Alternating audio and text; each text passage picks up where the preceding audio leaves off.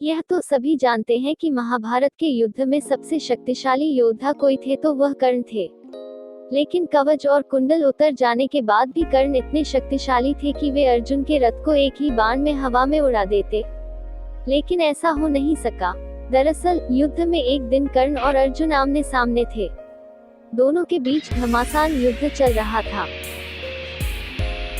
ऐसे में जब अर्जुन का तीर लगने पर कर्ण का रथ 25 से 30 हाथ पीछे खिसक जाता और कर्ण का तीर से अर्जुन का रथ सिर्फ 2 से 3 हाथ ही खिसकता था, लेकिन फिर भी भगवान कृष्ण कर्ण की प्रशंसा करते नहीं थकते थे।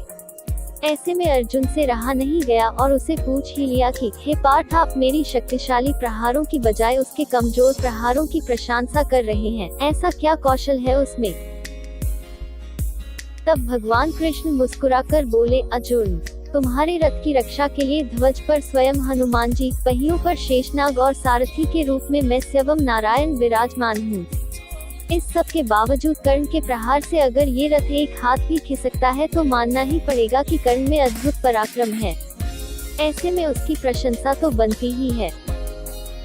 कहते हैं युद्ध समाप्त होने के बाद जैसे ही भगवान कृष्ण रथ से उतरे, रथ स्वतः ही भस्म हो गया। वो तो कर्ण के प्रहार से कब का भस्म हो चुका था, पर नारायण विराजे थे इसलिए चलता रहा। ये देख अर्जुन का सारा घमंड चूर चूर हो गया।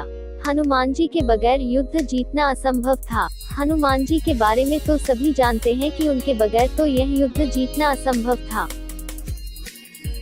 हनुमान जी से पांडवों की मुलाकात वनवास के दौरान गंधमादन पर्वत पर हुई थी।